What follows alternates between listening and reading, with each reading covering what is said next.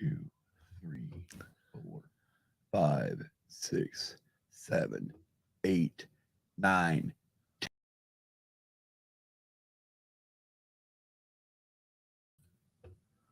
Hi, Luna girl. All right. I think we've got this shit working. I hope so. I hope so too. I'm gonna put that. I gotta have this over here.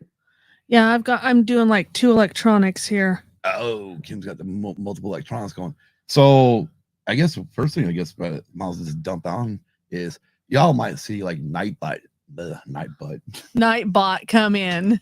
That's because we've set up Nightbot for our channel. Yes, I did set up Nightbot. So the minute we go live, Nightbot will, I don't remember what the time limits are, but it'll show up. Anyways, we had General Shinobi stop by. She just want to say hey. Matter of fact, let's pop it up real quick. Hello, Kim Scott. Have to miss today's show. She's on her way to see the Batman. Have a great show. And she already hit the like button. Thank you. And DB is in the house. Hello. General Kenobi. Yes, General Kenobi. And of course, Luna girl. Yes, hello. This will be a fun show. Yeah, well, I'll try and juggle 2 electronics. Why? Just put one down. Well, I gotta watch the chat too. We've got Luna girl's there. Okay. She's our moderator. Yeah, I know she is. She's got the wrench power. She does got that fucking wrench. And she will smack at the wrench it down. Yes, she will. Fucking fuck that all up. All right, let's get on the other side of the show. All right, let's do. I'm sure Hannah will show up eventually, or should we text her and let her know we're live? Yeah, let me text her. All right. Well, you're the one's got all this problem with all the electronics in your hand. Stay. Wolf. It barks. I know I do. Dogs always bark. You're not a dog. Don't even go there. Oh. There you go. And DB says he'll wrench a biatch too. That's right. Heck yeah. That's why I've made sure, as we were going along early on, I started making moderators once I learned how you could do it. I'm like, screw this. We'll be prepared for if anything ever goes crazy. But let's get on the other side of the show. Yes, I texted Hannah. Find a goddamn button. You'd think I'd remember all this shit was at. Well, sometimes you do, sometimes you don't. Oh, is that like almond joy has nuts? Mounds don't. Yes, exactly.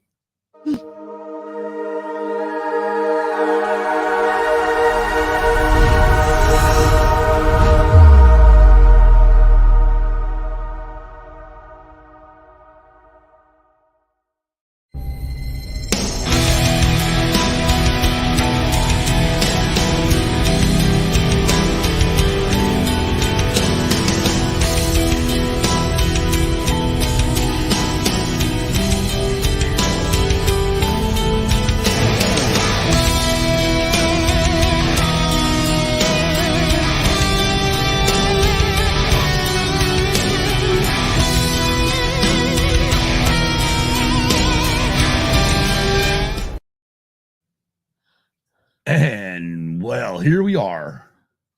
Yes. I fucked that completely up. Yeah, but that's okay. Oh God. Ultimate supreme power. Itty chat space. That's right. Sean, welcome. You haven't missed anything yet, bro. Nope, we just barely started. We just had a little banter on the other side. Said you may see Nightbot show up in the chat. Eventually, I don't remember what the fucking time of it is, or it may not work. Who knows? I don't know if I got it set up right. If I did, you'll see some links and shit. But if not, then back to the fucking drawing board. Exactly. How's everybody's Tuesday going? How's your Tuesday going? Good. Good? Yeah. We had a fun day today, didn't we? Yes, we did. You literally just got to listen to 8 albums of RATT. Yes, I did. Yeah. Once you get past the 80s, it gets a little rough. It does. And actually, one album in the 80s got rough, but we'll get there. Missed it something. No, you didn't miss a troll. No, you didn't miss a troll. No trolls yet. No troll at all. Exactly. Just like DB says, we talked about preparing for a troll. Yes, we did. No trolls yet. No Russian bosses showed up yet. Nope. All right, I know I got stuff on here, so let's go ahead and just get into the normal part of the show. Business? Yeah, your favorite part. Yes, let's do. Thank you to our Patreons, Luna Girl and Dragon Buddy, Don Dillis Solski, Brady Big Levin, Hannah, Mikey, Brenly, and Case. Speaking of, at least I know Don, might be Brady too, but as far as I know, one of them are headed to Vegas. To have fun. I think it's Don, because I just saw something Don saying he's going to Vegas.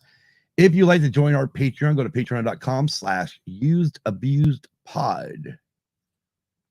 Search for Used and Abused Pod today on all your favorite podcast apps, including Apple, Google, Audible, Amazon Music, Spotify, iHeart, Radio, and more. We are a proud member of the Red 5 Network. Go to red5network.com to find more exciting podcasts. And I don't have it up here, but it's biolink.com/Red5Network or Red 5. Don't know. Fuck. I need to really put that in the notes. Yes, you do. Let me see if Luna Girl said something in here. If not, Luna Girl will pop it in and we will get it taken care of. Check out the Cantina family, the Sidebar Cantina, and ATSW, the Escape Pod on YouTube and your favorite podcast apps. As far as the Sidebar Cantina, they just did fuck me. It was GoldenEye. Fuck. Yes, but it was the video games. It was from GoldenEye to Call of Duty. Right. Pretty much first person shooters. Yes. But yes, it was more about GoldenEye. And DB just put in the chat. Oh, here it is. bio.link/Red5. Thank you. Thank you, Luna. Okay. You know what? Hold on. Oh, I know. Have it right here. Create a banner. There we go. Create a banner. All right. All right. We're doing this live. Yes. We'll do a lot. bio.link/Red5.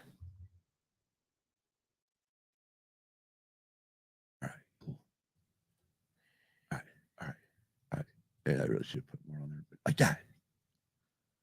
Yes, that's how it goes. That's how she's got it in the chat here. Right. Good thing I had the chat up on one mechanism. Oh, well, let me edit while I'm on. No, not that one. Yeah, right. Okay. Now we have it. Yes, we do. All right. Now I just gotta move it later. Yes, Remind we me do. for after we quit the show. I will. No, you won't. I don't even know where the fuck I'm at now. Oh, we were talking about Cantina family. Family, yes. And the Escape Bros are all off this week. Yes, and they're both in Vegas. Okay, they're both in Vegas. Yes. That's what DB said. Okay, they're both in Vegas. Yes. Which is kind of a crazy ass weekend to go to Vegas. Okay. Fucking NASCAR's there this weekend. That's true. They that are. That place is going to be humping, busy than fuck. Yeah, it is. I remember last year when what was it? We were coming back. We were doing something, and we were going through, and we literally stayed an extra day to miss NASCAR traffic in Vegas. Yeah, I think you were coming back from visiting Hannah. Oh yeah, it was when I was when Case about this time last year. Yeah, a year ago. Yeah. Anyways, I think they got double episodes being dropped up though. They do because they had a fucking marathon last week. Yes, they did. Holy shit. You know, the week before they had their longest episode, and then they said, oh, wait, hold my beer. Let's do it again. And damn, over 4 fucking hours. Yes. I mean, as far as DB and Don go, Brady, I love you and all, but you did cower out. But for DB and Don,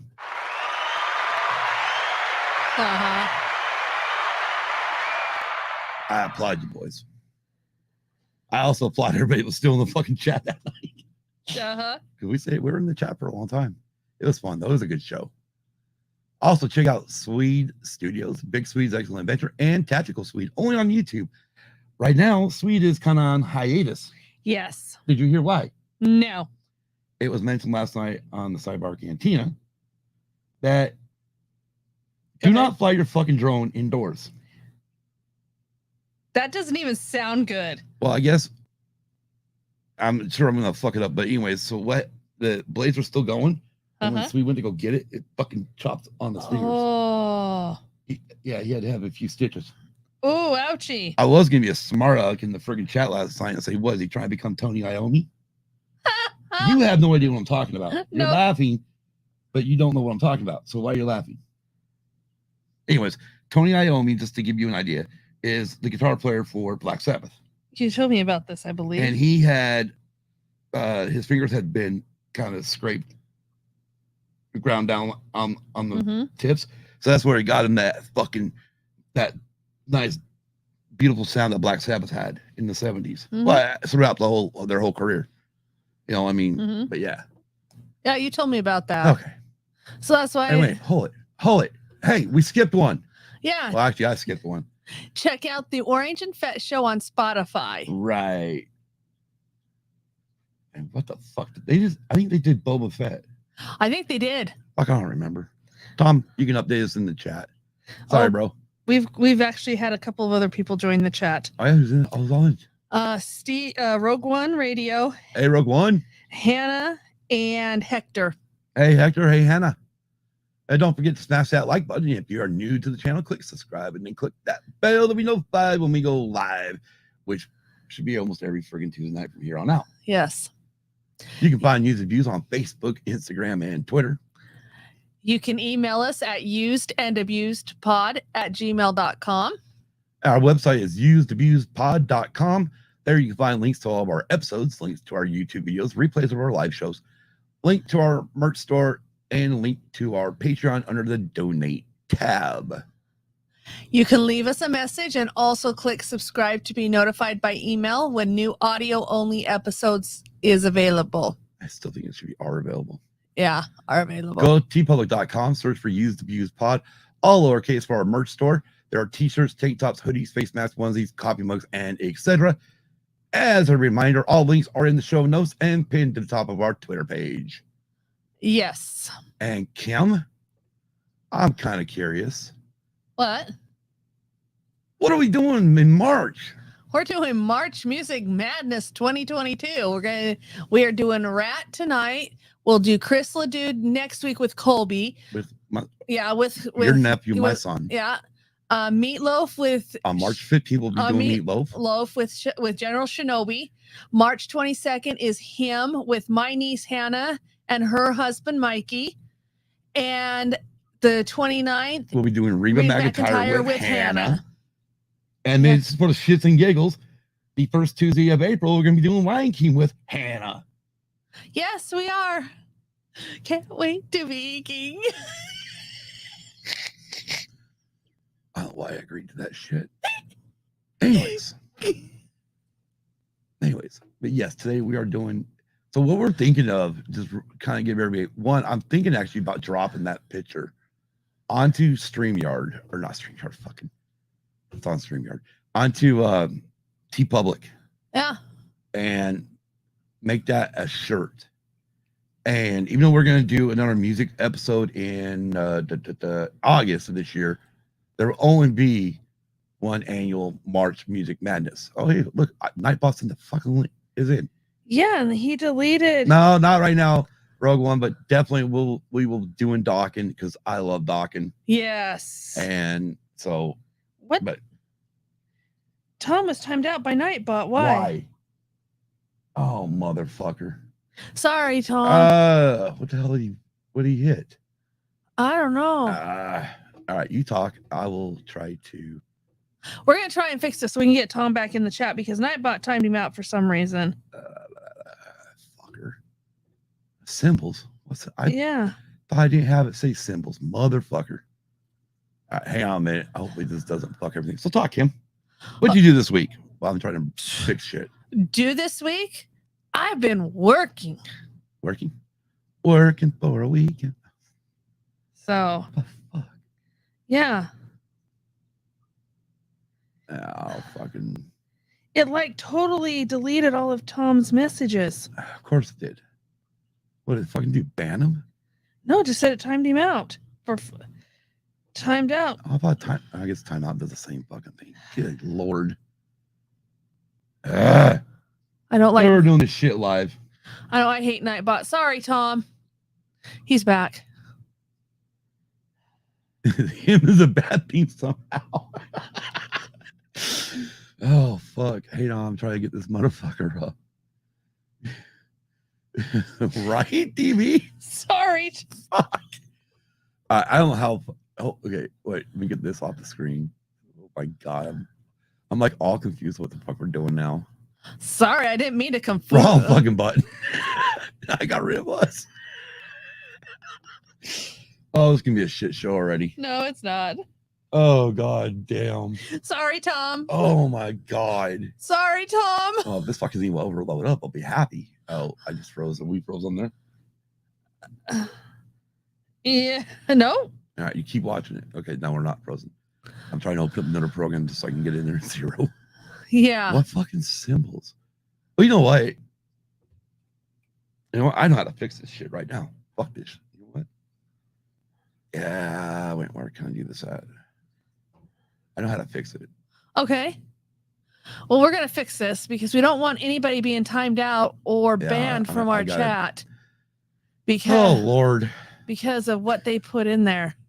What I mean, like symbols? I mean, Jesus Christ. Yeah, we don't want that to happen again.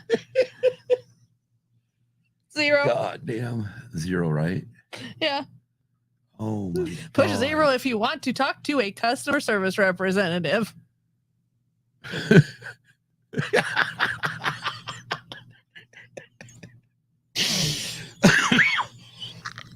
Oh shit, excuse me. Yes, Steve. Yes. Stevie. Yes, apparently. Fucking Nightbot is definitely gotta be Russian. Exactly. Oh Lord. All right, Kim, you talk to our people. And actually, I'm still waiting for this fucking pull up. God damn it. Yes, you are waiting for it to pull up. That's what she said. She's also waiting for you to pull out. All right, you know what? I'm gonna just see if I can do this this way. He's gonna actually. I'm gonna do it off my fucking phone. Yeah, we're gonna way too fucking long. Yeah, we're gonna see if we can do something off the phone here. The computer's not happy. No, the computer's giving us doesn't want to work for us right now. Oh yeah. So. Oh, YouTube. He says I mentioned him, and it's called spamming symbols, which doesn't make no sense to me. Oh shit! Here we go. Great. We all used to be followers. Great. Yeah, thanks. Yeah, lovely.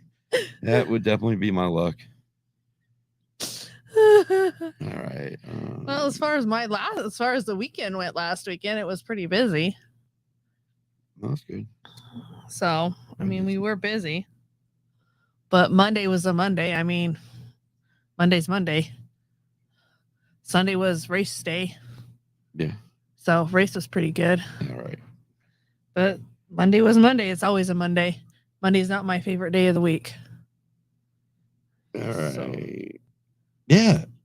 He did H period I period dot M period dot 1 2 3 4 5 6 6 fucking exclamation points. Oh my God.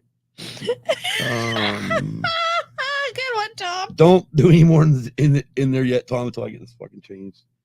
No, he says Daybot fighter of Nightbot. Ha! Ha! Good Lord. We're changing it because we don't. Trying to change it. We're trying to change it because that was just not good. As soon as I remember which one we got here. It's not good that the Nightbot did that. So. All right, there we go. All right, excessive emotes, links, symbols. The hell? All right, fine. What? There we go. It was originally set at 8. Oh. At 8, so I'll smack that fucker to 50. Yeah, exactly. I guess I didn't look at the fucking settings on that. Matter of fact, that timeout length on that says 600 seconds. Let's just make it 60 seconds, a minute. Yes. We're gonna make him. If anybody does fucking 50 goddamn symbols, they're keypad happy. But I just said the fucking 50. Yeah. That should now keep everybody from getting it's the fucking microphone. Sorry, guys. Yeah. There. That should be keep everybody in the chat and not getting timed out or from Nightbot. Well, since Nightbot thinks he can time everybody out. Well, it's because I know what I was thinking. Because you get some of those, you get some people in here, and that's all they fucking do. Yeah. And not like Tom, not like DB. No, matter of fact, no. Well, I'm looking at this emotes. What do I got excess of emotes at? Oh shit. Turn that fucker on. Yeah, you might want to turn it up so they don't get timed out for emos. Emotes was at 3. But the problem was to see, I know like the emotes or most of this stuff does not go to what am I missing in the fucking chat? Okay. All right, I think we're set, guys. Oh my god. Okay, so Tom I said should have done a test of fucking Nightbot. Yeah, Tom said Daybot, fighter of the Nightbot, and then referenced Always Sunny in the City. Yeah, now then he says, "Fight me, Nightbot! Come on, bro!" God damn.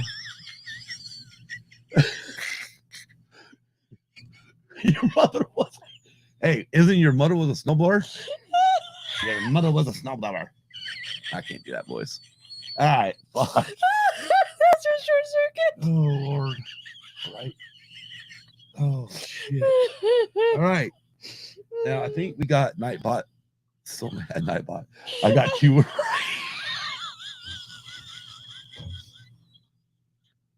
And your father smelled them. They're berries.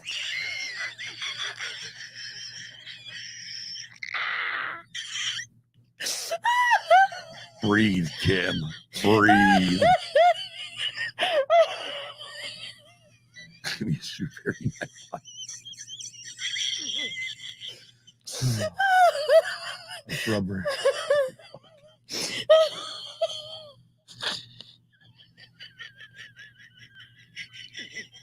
Really? She's gonna start snorting. I'm waiting for it. She's gonna start fucking snorting.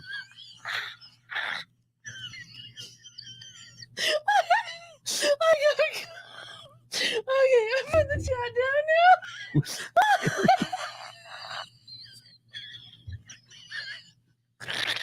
This just went off the rails. Right from the get-go, it went off the rails. What fucking rails? Exactly.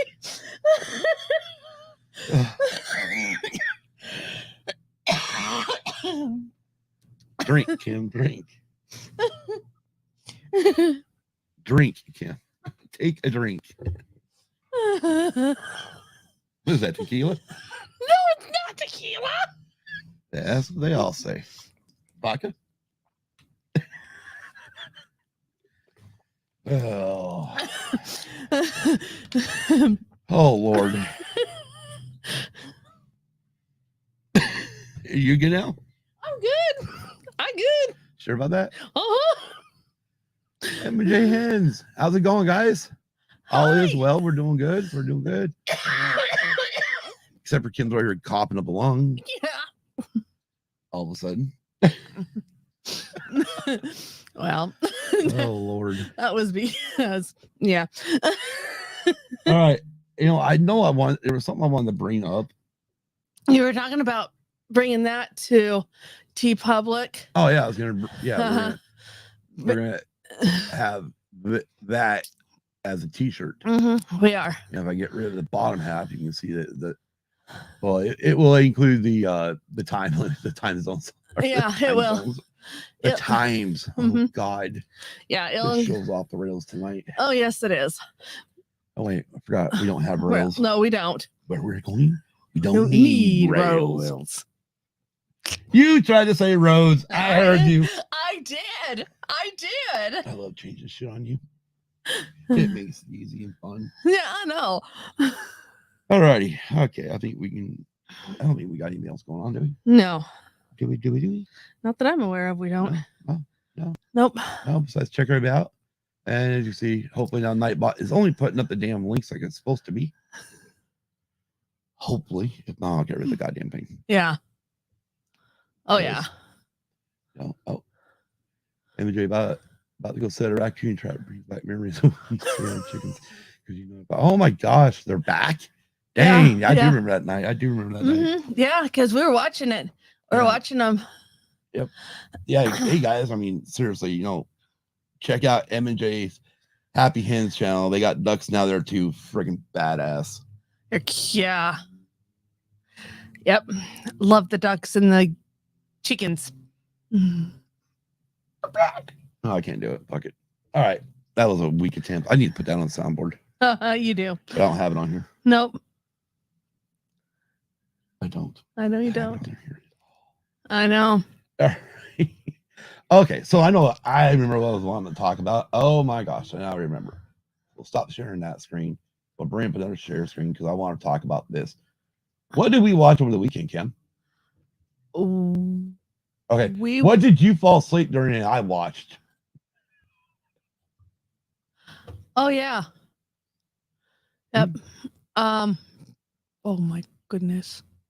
I can't remember. We'll watch the race from Fontana. Yes, we did. NASCAR race. Yes. With the new cars. And damn, what was this show?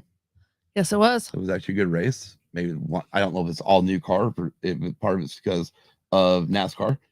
Or not because of NASCAR, because of the track. And we haven't been to the track for over a year. Yeah.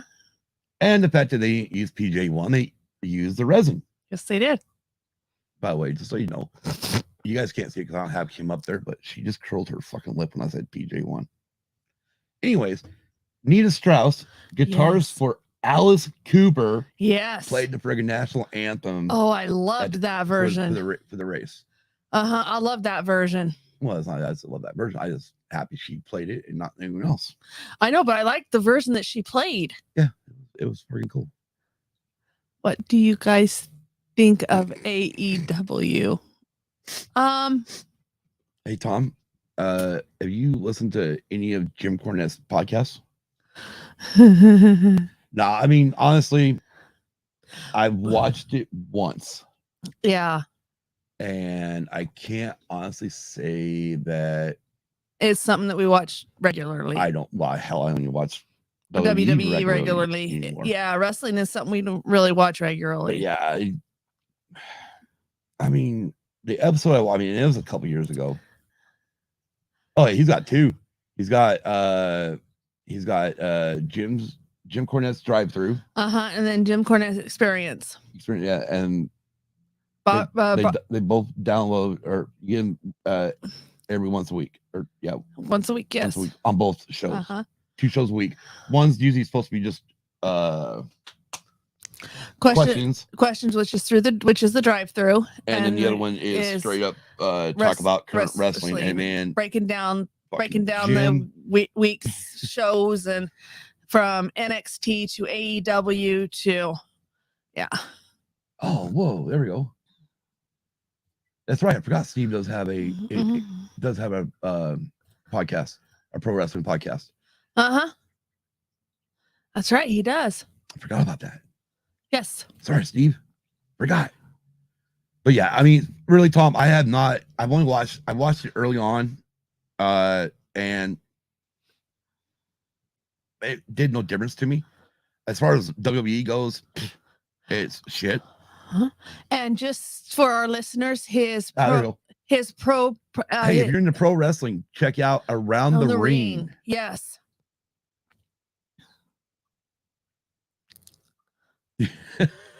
See, I haven't watched WWE in years. Exactly. Yeah. I mean, yeah, I need to go check out AEW one. So I mean, as far as Cornette goes, he pretty much. I mean, we all know he bashed everything in the 90s. Yes. He hated the fucking 90s. We did. We know that. I think that's why I listened to him, because I just love listening to him bash everything. With the exception of the most recent Royal Rumble, which was crap, I fell out of wrestling a while. Yeah, I mean. And then DB, he fell out of wrestling a while back, kept meaning to get back into it, never have time. Yeah, DB, nice, I guess, like with WWE, with it being on, I think the one thing that really pisses me off with WWE is they moved everything to the Peacock Network, got rid of the friggin' WWE Network, and then once they did that, they kid-friendly everything. And NBC has been in there kid-friendly and everything. Yeah, I mean, like the whole fucking Attitude Era is like kid-friendly. Yeah. They just censor the fuck out of it, and it pisses me off. Yeah. Anyways, maybe one of these people will get into it. Okay, so all right, AEW is worth watching. Okay. All right, cool. I need to go check it out again. Yes. Just for the hell of it. I mean, I used to be a huge pro wrestling fan. Oh, I know you did. You know, I mean, early 90s, I got out of it for a bit. Like right Yeah. after 91, after Survivor Series that year. Mm-hmm. I got out of wrestling for a while. And then I came back to wrestling just as hell, just right around when Hall and Nash showed up on WCW. Uh-huh. Because for me, I never watched WCW at all. It's okay, Steve. You're not taking over anything. Hell no, bro. No, that's what this is all about. This is why our shows go forever, bro. Yeah. Because we interact with our chat. We chat. I mean, Yeah. it's fun, man. I mean, I love talking about wrestling. I mean, for me, I love talking about the 80s, what I grew up on, and then talking about the 90s, the late 90s with the Attitude Era when you got, you know, WCW when Hall and Nash showed up on WCW television. Yep. Which for me was the first time I really paid attention to WCW. Where he says, "You know who I am, but you don't know why I'm here." You know who I am, but you don't know why I'm here. And I remember when they introduced the Outsiders. Well, I do too. And then I remember after waiting for that pay-per-view, was it Bash at the Beach? It was Bash at the Beach, yes. When you're waiting to find out who the third member of the Outsiders was going to be, and then it's Hulk Hogan, like, what the fuck? That's my childhood was destroyed at that moment. Yeah, I watched that Bash at the Beach. So yeah, I know. But yeah, and then of course WWE started taking off a little bit, started getting better. You know, I mean, the introduction, I always loved the one thing that Shawn Michaels always said when he came back after a while, when he came back and said, I was DX before DX was cool. Yeah. It's like, dude, I love DX before DX was cool. But AEW has a pay-per-view coming up. That will be worth watching. Okay. Cool. All right. And then Tom says, Matt and him really enjoyed the Invasion storyline. We're thinking of doing a wrestling subject on the posse. Nice. Cool. And DBS, Hollywood Hogan. Yes. Yes. But yeah, no, I mean, I need to get back in. I would love to get back into it. Just because I think it's something missing from my childhood. My grandfather got me into it. Because when we moved to Oregon, we were watching March it. 4th. We're sidebarring right now before we can get into it. But my grandfather got me into it when we moved to Oregon, and we were watching local Portland wrestling from Portland, Oregon. Oh, that was when the territories were in. Right. Yeah. This is back in the territory days. Yeah. And one of the stars in the Portland area was Rowdy, Roddy, Piper. Yes, so you got to see him even before he became a big name in the WWF, later WWE. So when in the 80s, when we moved back to Nevada, and you know, I'm starting to watch WWF, and here he comes out, and I'm like, dude, I love this guy. Yeah. But I also like Hulk Hogan too. I was never I'm one of those weird ones where Stupid typo. March 6th, not 4th. That's cool, man. That's fine. It's all good. You'd be going past the house. Or Lunar Girls Wolfpack tune. Yes. I love that fucking Wolfpack tune, dude. I when we did the episode with Jason Roscom, top 10 wrestling songs, I can't remember if that was in my top 10 or not. It was. I love that Wolfpack NWO version. Yes, that was in your top 10. In fact, I think it was your number 1. No, DX is my number 1. Yeah, I think it was number 2 then. And then, Tom, I got this DVD set that covers all of the DX hijinks. Fucking A. Nice. You know what we need to do? What? We need to we'll tabletop this, or tabletop it. If you want to put it on top of a table, just make sure it's got a centerpiece and a tablecloth on it, and we'll tabletop it. Yeah, my brain just went. Are you trying to say we're going to table this? Yes, and we're going to bring the subject up later and find out who would like to come on and discuss this with us? Yes, and that is one reason why I do want to start watching AEW again. Start watching it is because I know Punk is back. Yeah, Punk is on there. And he is best in the world. He is, and so is Brian Danielson. Conan, yeah. Okay, before we table anything, the coolest thing that ever happened to me and would have been your sister. We got to go our first wrestling live show. Thank you, Brian Danielson. Thank you, Steve. Our first time I ever went to a wrestling show, Mhm. you know, for me and her, was in Reno, Nevada Yes. in 2005. Mm-hmm. And we went to a live taping of SmackDown. Yeah. We were roughly, I think, 8 rows back from the ringside bell. Uh-huh. That night, we got to watch Benoit take on Booker T. Oh, that's right. That's when she was trying. That's when he had his wife, Charmaine. Charmel going like this. Yeah, and she fucking went to go crack fucking Benoit with a fucking chair. Uh-huh. And then was that the same one that she tried to get to the very other side of the ring because she thought you were gonna get in trouble? What? So you're gonna No. Okay. That was a house show. Oh, okay. No, that was later. Okay. That was the next year. Okay. But yeah, and then that was actually an invasion angle going on at that point. Uh-huh. We had Raw was coming in to go after SmackDown because Edge, Chris Masters, I think that was it, that showed up on SmackDown that night. So it was kind of fucking cool. Yeah. But yeah, that was my first shot at going to a wrestling show, was live taping of SmackDown. Then in May of 2006, what you're talking about, we went to a house show. Okay, that's when she. And that's when Booker T was taking on Bobby Lashley for King of the Ring. Yes. And I'm fucking Booker T coming out, walking out with Charmel, and I'm like, Lashley's gonna kick your ass. You're not. I'm just fucking screaming at him. Also, fucking Booker T just comes, and I'm standing up, and he's up, 6 foot something, and I'm just like this, and I'm just waiting. I'm like, you and your sister, yes, is backing up into your brother because she literally thinks I'm gonna become the fucking blue cycle. It's gonna be blue cycling all over again, but now real life. From Ray Stevens. I mean, she couldn't believe it. And then we went like intermission. Some people we knew from our old hometown, like, I knew that was fucking you yelling. I knew I recognized that voice, but yeah. Anyways. Yes, Ric Flair was another good one too. Woo! That probably blew all your speakers. I'm sorry. I apologize. Steve has been any wrestling events yet this year? Dang, dude. Went to a few last year though. All right. Nice. That's cool. Yeah, we're gonna have to table this. We're gonna have to definitely get a bunch of us. Get some things worked out and have a wrestling month. Or something. Yeah. I would say we could do it in April, but we're April fucking booked. Yes, we do. Damn it. I know. Damn. I know. Damn. I know. Damn. Where's that kid?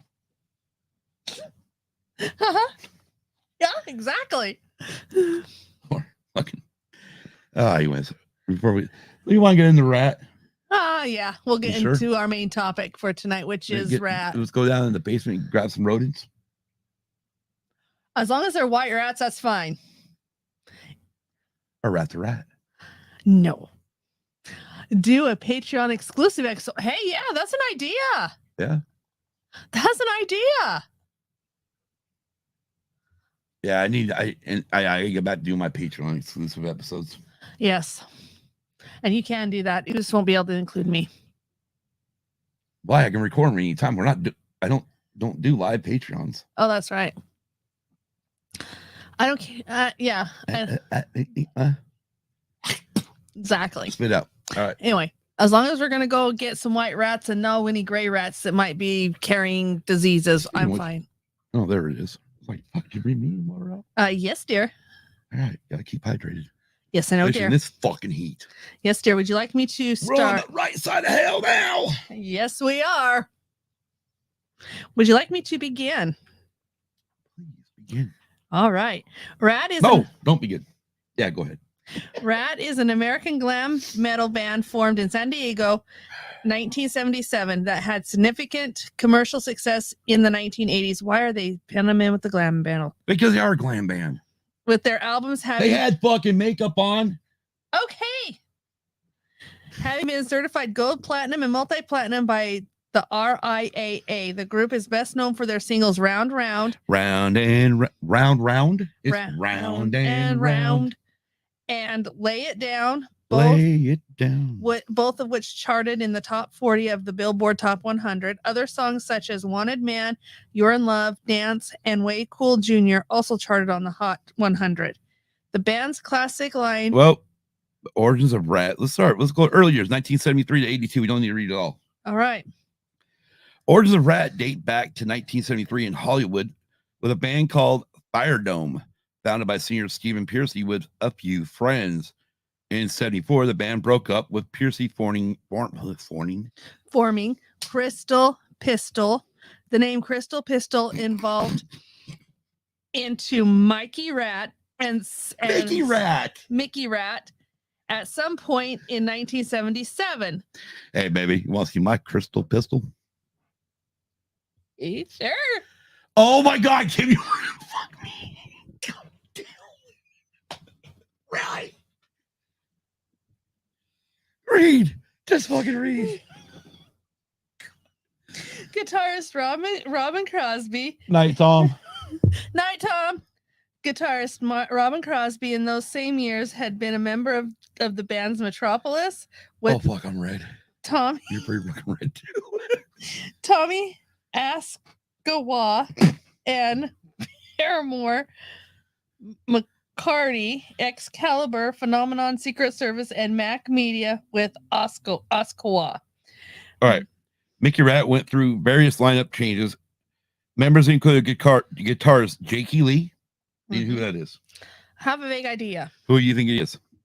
I'm not sure, but you can't say you have a vague idea. Well, and they, yeah, hey,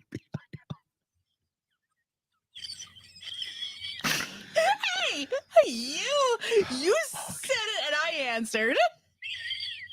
I wasn't there for you to actually answer it. Hey. Oh, fuck. Anyways, you know who Jakey Lee is? No. He played guitar for Ozzy. Oh, okay, that's right. And if I remember right, I believe he started playing on Ozzy's albums, the Dark Bark at the Moon. Okay. Through Ultimate Sin. Okay, that's right. That's where I heard that name. You did mention that to me. Chris Hager, he was a member of Rough Cut. Mm-hmm. And Bob D. Lelis, bassist Matt Thor, Kim Garcia, and Dave Jellison, and drummer John Turner and Bob Einsberg. Laces out. No, I'm just joking. The various Mickey RATT lineups released several demos, compilations, and live concert recordings on Pearcy's indie record label, Top Fuel Records. In 1980, to increase their chances of landing a recording contract with a major label, the band recorded a single called Dr. Rock, Drivin' on E, which was given to fans as their early Los Angeles club shows. In 1981, the band's name was shortened to RATT.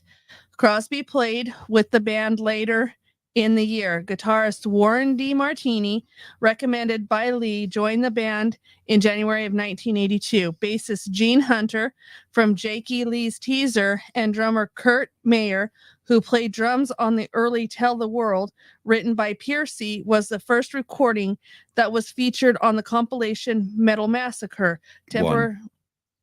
Metal Massacre 1, temporarily played in RATT before the arrival of Bobby Blotzer, Vic Vergate, and Juan Crosher, previously with Dokken, and musically active since 1973.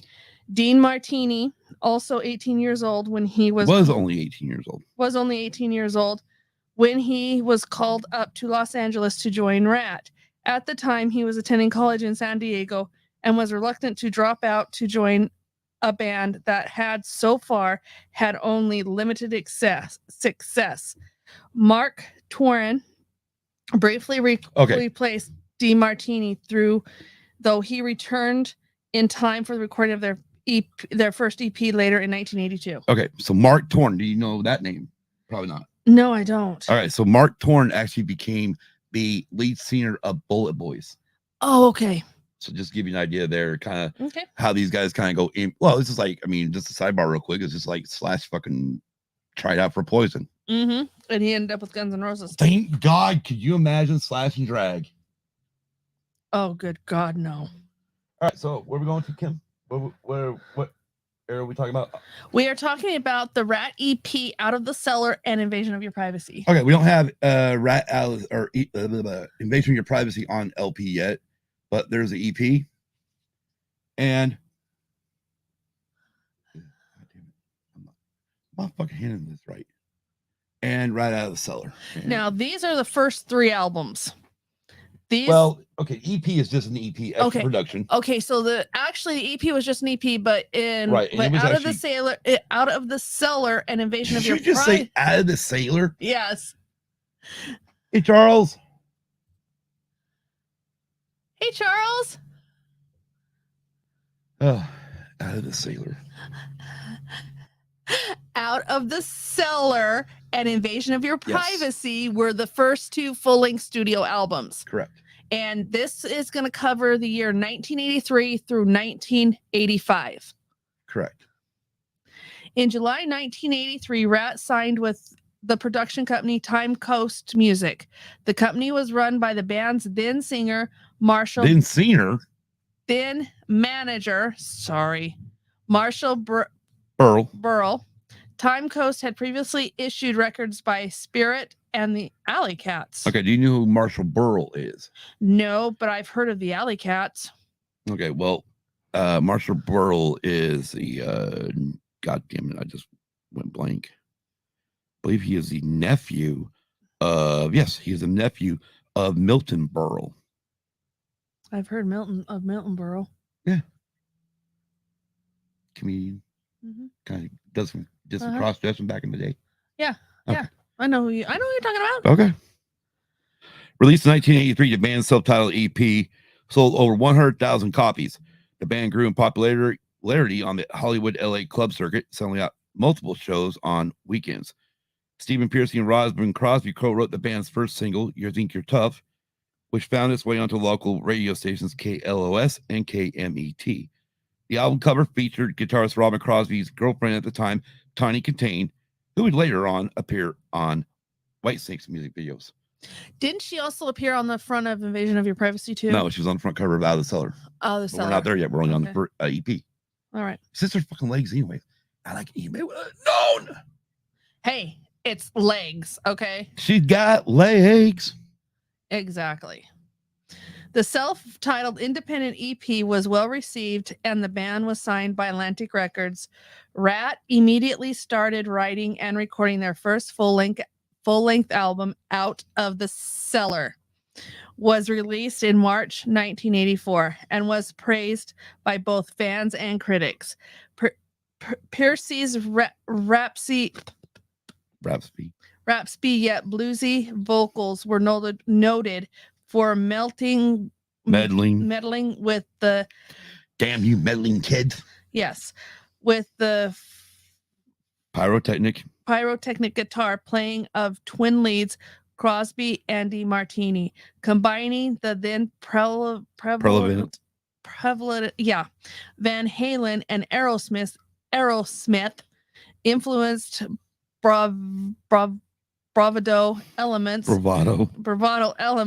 with then novel muted staccato guitar picking style of Judas Priest. Tawny Kitaen, who was previously in a relationship with Why are we talking about her again? Oh, because she was on the album cover. Yeah. Who was previously in a relationship with Crosby, agreed to appear on the cover of their debut full-length album. She also appeared in their video Back for More and on their EP from the previous year. Right. Well, we already talked about that, so I don't know why we got to double that back up. Anyways, let's talk about Back for More for a minute. So they're talking about Tawny Kitaen was in that music video, right? You know who else was in that fucking music video? Who?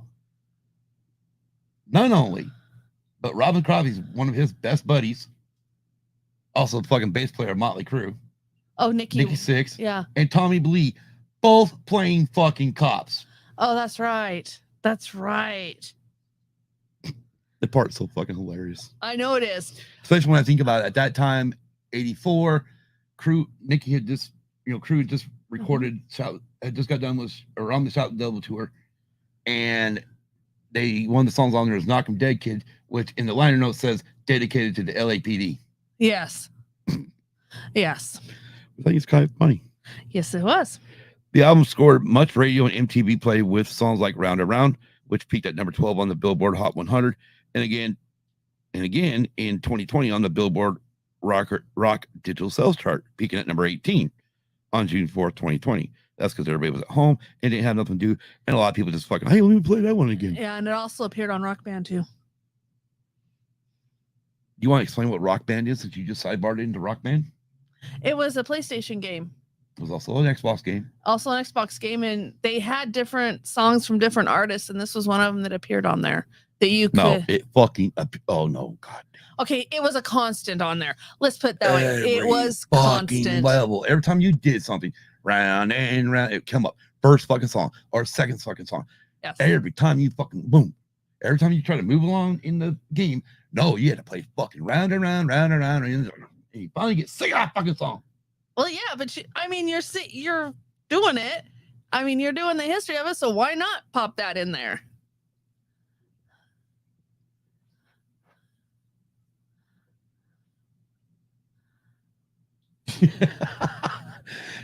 Bacon might have even a fraction of their hair today. I got you, bro. Oh, neighbor's home with the motorcycle. So, all right. Our apologies. Oh, you just shut it right off. All right. So, all right. Wanted Man, Back and Forth, and lack of communication. We're also singles off that album. The video for Round and Round was notable for its guest appearance by Marshall Burrell's uncle, Milton Berle, as we talked before. In his Uncle Milty drag character, Out of Cellar became a commercial success, going platinum 3 times over in the United States and making RATT stars at home and abroad. The album release was capped off by a successful world tour that saw the band sell out stadiums and arenas worldwide. Out of the Cellar is widely regarded as a band's best work and definitive moment in the 1980s. I don't know why I put heavy metal, should be hard rock, while Round and Round scored at number 61 on VH1's Greatest Hard Rock Song Show. The band's successful full-length album... Second album. The band's second full-length album, Invasion of Your Privacy, was released in July 1985. It peaked at number 7, which is the same peak position that Out of the Cellar attained. The album met with mostly positive reactions from fans and critics. AllMusic has called it another batch of solid pop metal tunes. It contained favorites You're in Love, number 99 Hot 100, and Lay It Down, which made number 40 on the Hot 100. That assured the band a presence on radio and MTV. Footage from the band's performance at Hirsch Memorial Coliseum in Shreveport, Louisiana, and the Mississippi Coast Coliseum in Biloxi, Mississippi, were featured in the video to You're in Love. DeMartini and Crosby's impressive guitar solos and Percy's sexual lyrics helped to further define the RATT sound. Although it did not achieve the sales figures or the status of their debut Invasion of Your Privacy, nonetheless was certified double platinum, selling over 2 million copies only in the U.S. The band toured extensively in the United States and Japan, playing a total of 112 shows. In August 1985, the band played on the Monsters of Rock Festival in Castle Donington, England. Sidebar for a minute. That is one. If I could go back to the fucking 80s for anything, would be to go over to England, go to Donington for the Monsters of Rock shows. Yes. Oh my God. They have some fucking lineups. Oh, I know. And I guarantee it probably cost you about $20 for fucking front row. Oh, I'm sure it would. The model on Invasion's cover is Playboy Playmate Maureen Garvady. Sure. Who also made an appearance in the Lay It Down music video. Using a female model on the album cover later became a trend copied by many glam metal bands of the 80s, including Great White and Slaughter.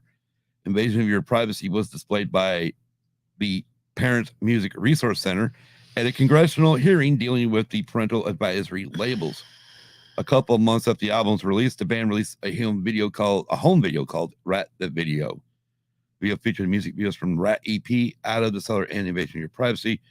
The video was first commercially available first commercially available video to achieve gold sales status. Good God, not becoming you. I know. In the USA, and eventually reached platinum. Now we're going to move on to the next series of. We better. Huh? We better. What? We better move on, because if we don't, I'm going to blow. Oh yeah, this year is Dancing, Undercover, and Reach for the Sky, and this is the 1986 to 1989 years. RATT's next really. Can we sidebar for a minute? That was a fucking. Those 4 albums were a steal on eBay. Yeah, they were. We got them like fucking 2018.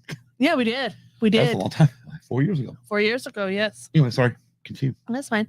RATT's next release was Dancing Undercover in August 9th, 1986. The album was a relative disappointment with most music critics at the time of its release, and it took on a heavier sound than the other ones in the previous albums. From a commercial standpoint, however, the album kept RATT's string of consecutive platinum albums alive. All right, I'm going to stop you for a minute. I'm going to sidebar. Charles said in the chat, RATT, Great White, and Slaughter, certainly in order I had on one of my mixtapes. Yes. And then when a girl popped out, so did DB. Yes.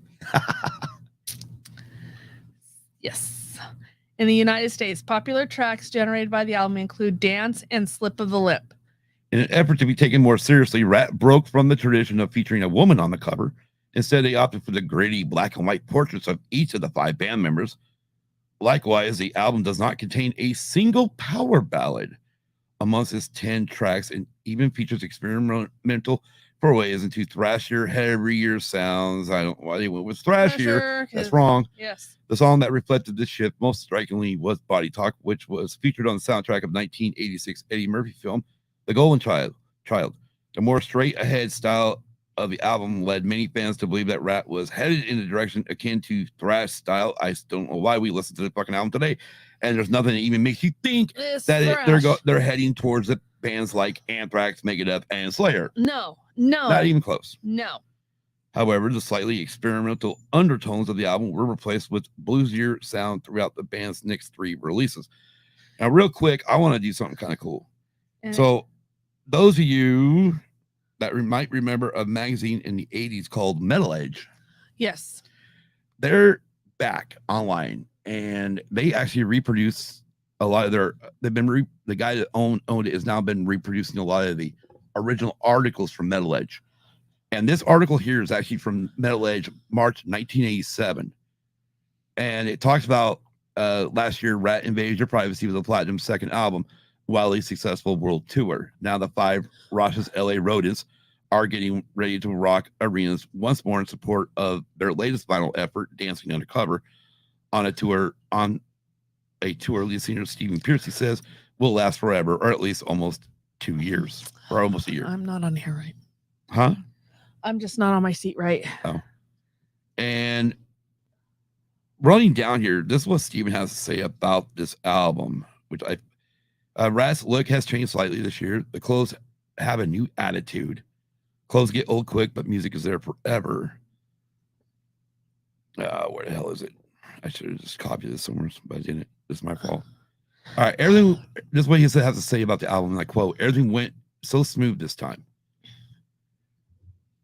Written largely on the road, the album reflects personal experiences. The secrets we tried to hide are all there. This is probably our best record to date. We're still hungry, but we're not starving," he says. So that's what Stephen said in 1987. Yes. Just as the album releases. Yep. In an article done August 9th, 2016 on Ultimate Classic Rock, they talk about Dancing Undercover, and they talk about what a few of the band members had talked about. And one of the things was Bobby Blosser, the drummer at the time.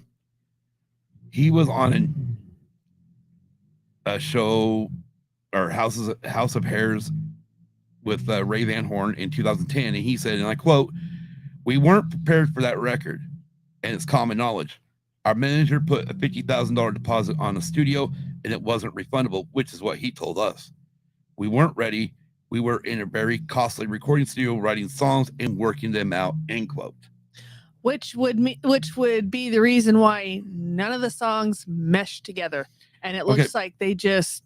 And then also in 2010 interview with that Warren DeMartini did on Rock and Roll Cocktails with Jason Miller, he says, and I quote, "I think that Bodytalk was pretty heavy song compared to what we had done before. When you compare it to Lay It Down, that was heavy but mid-tempo. I don't think we've done anything as heavy as Bodytalk since the RATT EP," end quote. But according to Piercy in an 87 article, everything went smooth.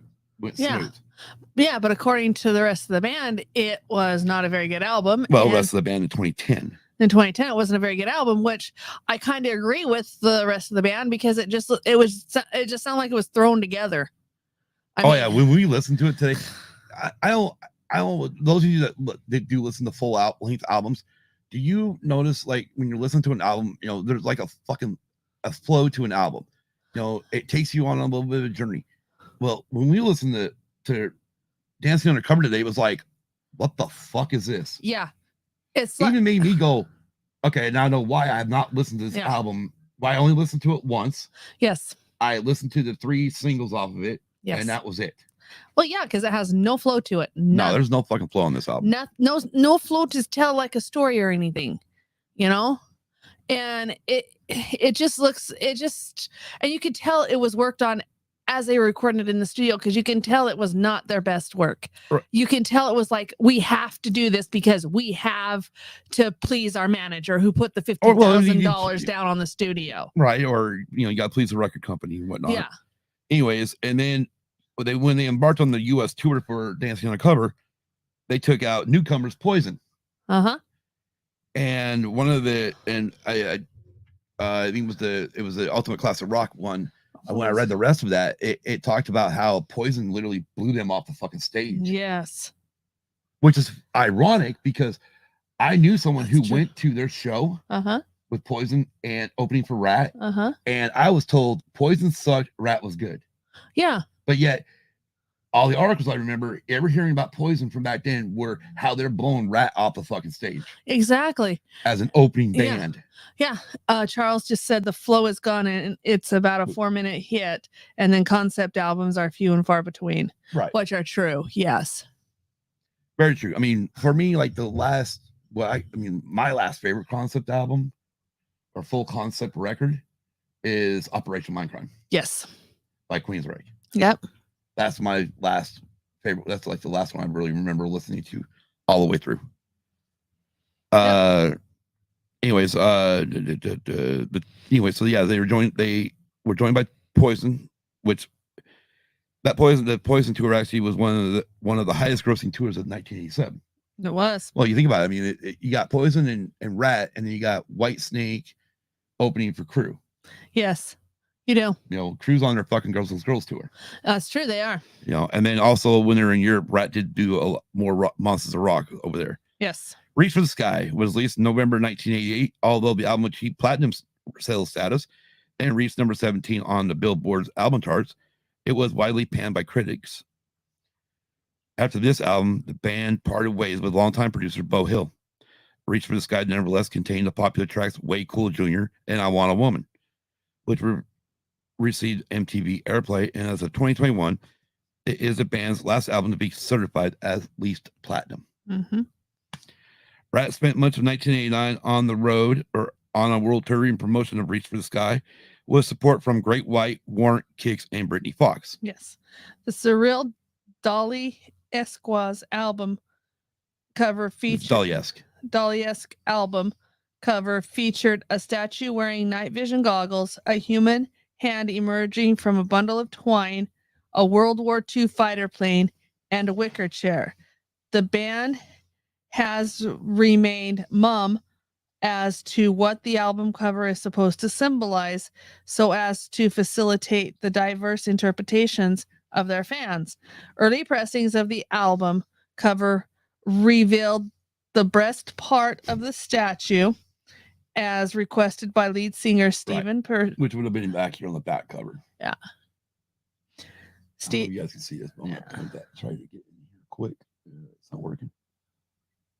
Anyways, there's a little stamp there in gold that says this is a promotional use record and needs to be returned to the record company.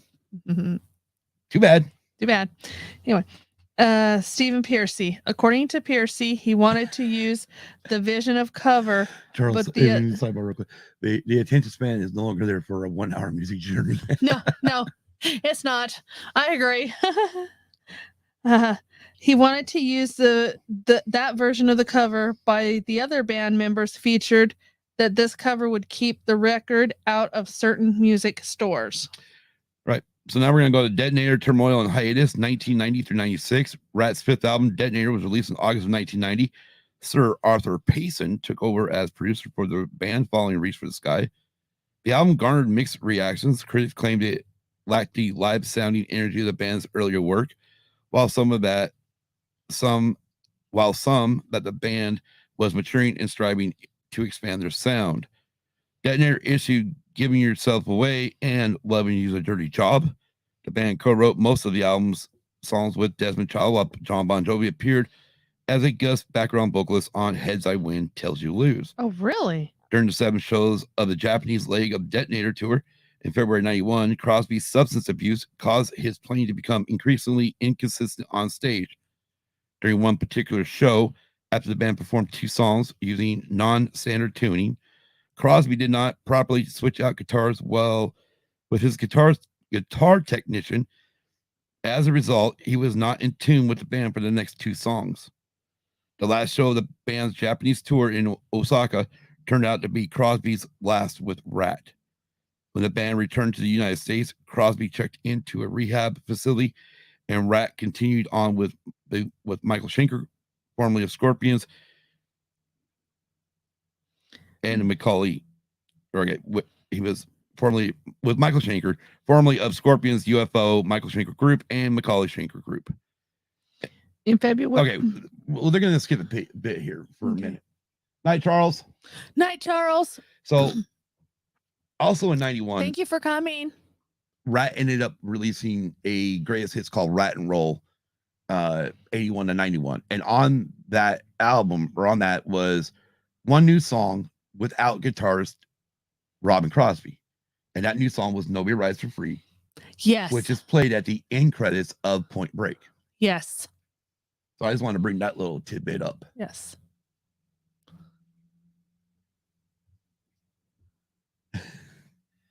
So now we'll jump into February 1992. Piercy exited the group to form a new band called Arcade. He moved on to Vicious Delight in 95 and the industrial tinged Vertex in 1996.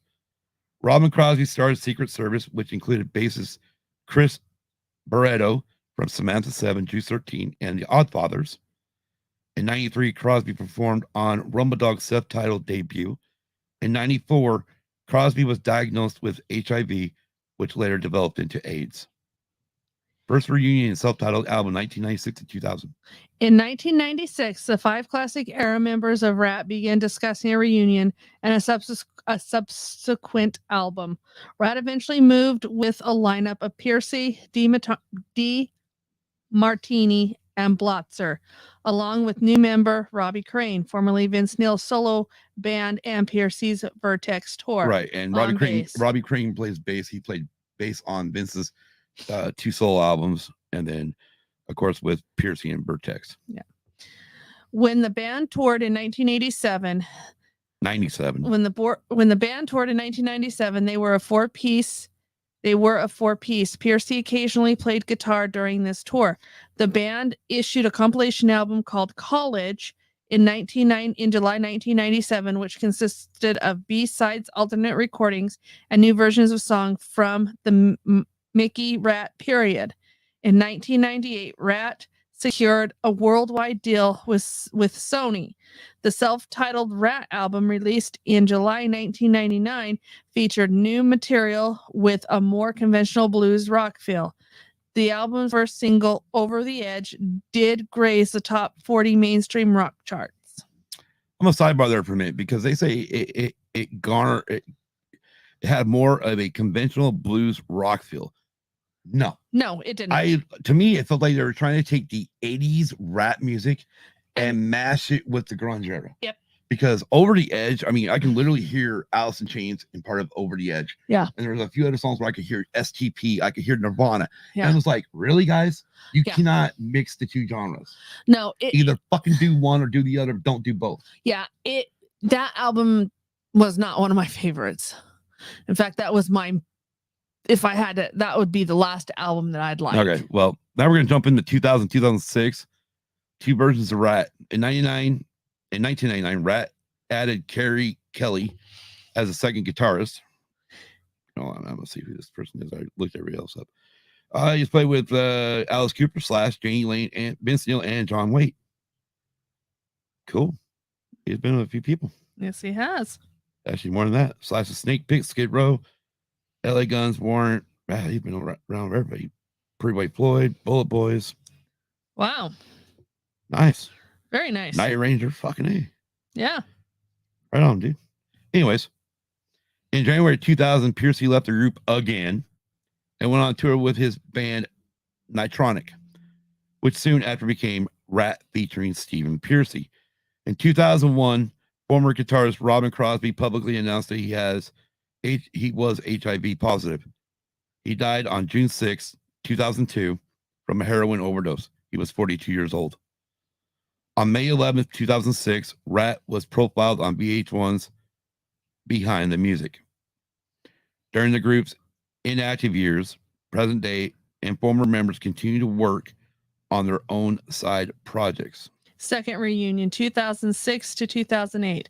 On December 1st, 2006, the website Metal Sludge reported that Piercy and Crusher would reunite with Blotzer and DeMartini.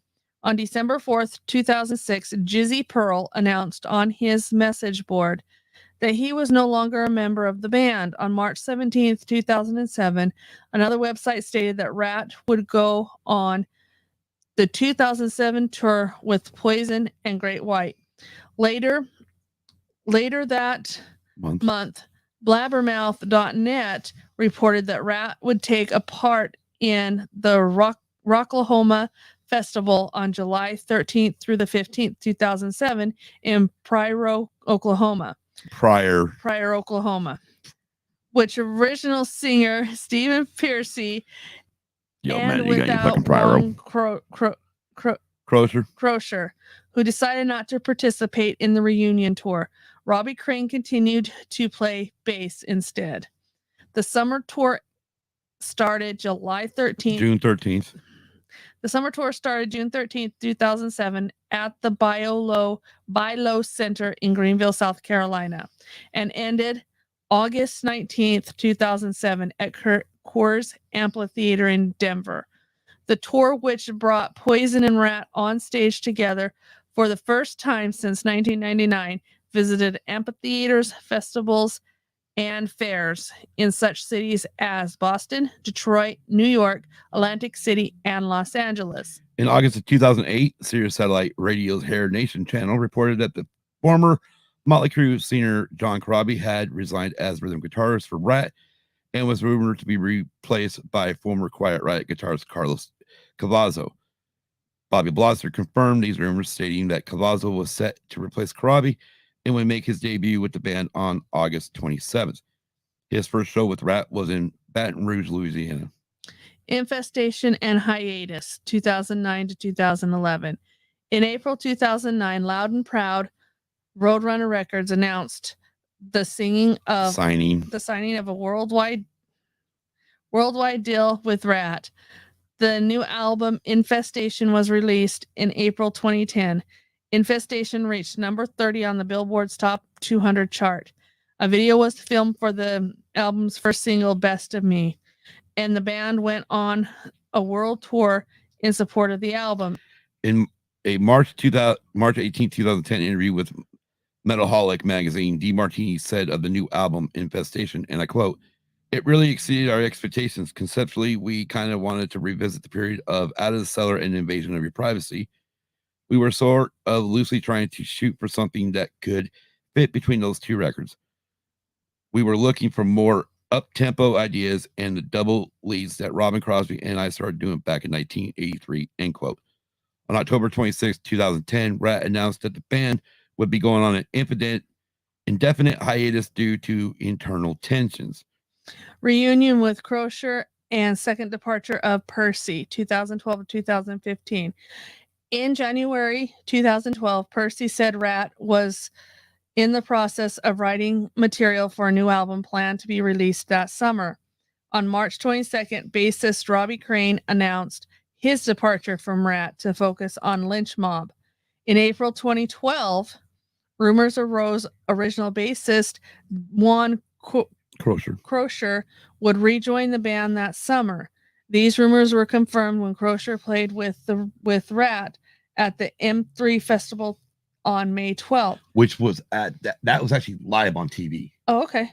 That was on, oh, God damn it. They call themselves Access TV now. Okay. I don't remember what the fuck they called themselves back in there, but on April 24th. That shit was live on TV. I remember watching that. Oh, nice. It was like a big fucking 80s show. They had two different fucking, you had the main stage at the festival, and they had like a second stage. And there were all these fucking 80s bands like Lynch Mob, not quite right. RATT, Striper was there. Fucking trying to remember. Great White. It was a bunch of fucking 80 groups. It was fucking crazy. Yeah. On April 24th, 2014, Piercy announced that he left the band again, explaining he was officially done with having anything to do with them due to the constant turmoil, unresolved business, personal attacks, threats in public forum, and most of all, the disrespect of the fans. The disrespect to the fans. Now we're getting into the legal issues and two versions of Two more versions of RATT. Yeah. 2015 to 2018. In June 2015, Blotzer formed a band called Bobby Blotzer's RATT Experience. In August 2015, Crosier formed a touring band that played RATT's deep cuts, with the band debuting in September. Within days, Blotzer criticized Crosier for using the band's logo, arguing trademark infringement. In September 2015, Blotzer took over control of WBS, a company he set up with DeMartini and Piercy in 1997 to handle RATT business. Over the objection of DeMartini, and announced that he had taken control of RATT, and his RATT Experience lineup was that the real RATT would be embarking on a tour in 2016 titled the American-Made Re-Invasion Tour. Within days, DeMartini spoke out against Blotzer using the band name, but Blotzer claims he had a legal right to do so on his behalf. In October 2015, DeMartini sued Blotzer for allegedly falsifying advertising his tribute band as the actual band. On November 5th, 2015, the Los Angeles Federal Court rejected DeMartini's case. Until early 2017, Blotzer toured using the name RATT. The 2016 Reinvasion Tour took RATT throughout North America. Their tour also took them to the UK, including Hard Rock Hell and London. During this time, Blotzer was using the company WBS to sue the band's original bassist, Juan Crosier, for trademark infringement. On November 8th, 2016, the court granted summary judgment against WBS in favor of Crosier, finding that the trademark rights had never properly been transferred to WBS and thus were still held by the RATT partnership under its 1985 partnership agreement. Blotzer had also used WBS to sue Piercy for trademark infringement in a separate lawsuit, but the lawsuit also failed. On November 29th, 2016, Percy, Crosier, and DeMartini announced that they had expelled Blotzer from the RATT partnership and announced their own Back for More tour. Despite adverse court decisions, Blotzer continued to tour as RATT, with his band claiming the right to do so because final judgment had not yet been entered in the cases. In 2017, judgment was finally issued in the Crosier case, and Blotzer's WBS filed an appeal to the Ninth Circuit Court of Appeals. In May 2018, the RATT partnership filed suit against Blotzer and WBS for trademark infringement for continuing to perform as RATT after February 2016. When it was adjudicated, the WBS had no rights in the RATT marks, and Blotzer was expelled from the partnership. In March 2019, the Ninth Circuit affirmed the district court judgment in favor of Crosier and sent the case back to the district court to determine whether WBS and its counsel should be liable for Crosier's attorney's fees. All right, 2018, the present. On June 1st, 2018, it was announced by vocalist Piercy that RATT would be moved forward with him and bassist Crosier. It was confirmed that DeMartini had departed from RATT, with Cavazzo and DeGracio following. On July 5th, 2018, it was revealed that Piercy and Crosier would be joined by Black and Blue drummer Pete Holmes and guitarist Jordan Ziff and Chris Sanders.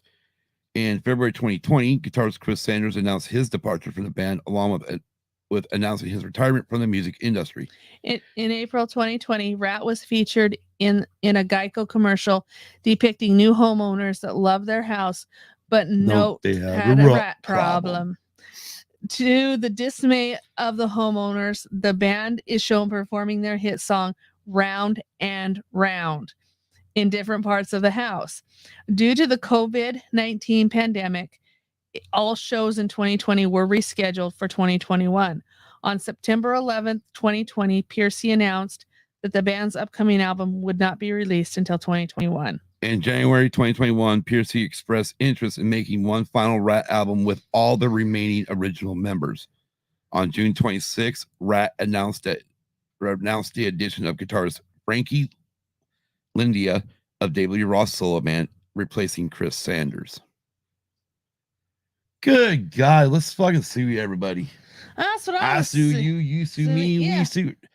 I understand what Piercy wants to do. For fans that still want RATT around, one more fucking album with the original, at least the 4 original members, because you can't get all 5 because Robin's gone. Yes. R.I.P. Robin. But it'd be kind of cool to get, call it the final album or something, and this time, and don't embark on a tour, because obviously they can't tour together. No, they can't. They can't get along long enough to tour together. They can't. So fucking go in the studio, because especially nowadays, you can literally work on different pieces without being in there as a band. Oh yeah. You don't have to be together to actually record a fucking album. That's true, you don't. So I wouldn't mind seeing them doing it, but anyways, moving along. What do you think, Kim? Think. Well, shall we get into the top 10 our songs? Yes. What we consider top 10 songs by RATT? Yes. Or at least our top 10 songs? Yes. But before we get into those top 10s, let's talk about the ones that didn't make the list, but we'd like to mention. They're honorable mentions. What you got? What are your honorable mentions? I have 15.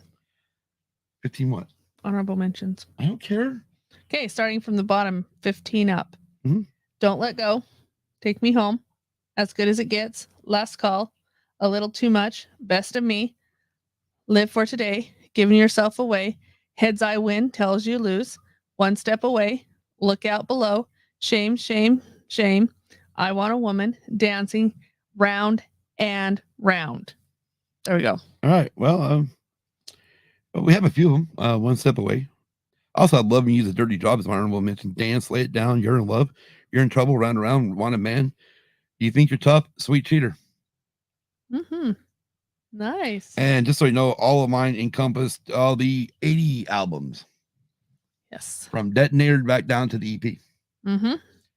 Which I will point out right now, when it comes down to it, besides one song on here that was not on an album because it was on a soundtrack, all of my whole fucking top 10 comes from the 80s. Mine's all over the place. All right, we'll start with number 10. Kim, what is your number 10? Loving You Is a Dirty Job. Why'd you choose that one? I like the song. I like the beat. Okay. Well, your number 10 is that, but my number 10 is Nobody Rise for Free from the Point Break soundtrack. Also on the greatest hits album, Rat and Roll 81 to 91. Okay. Come on, drop. And the first song without Robin Crosby.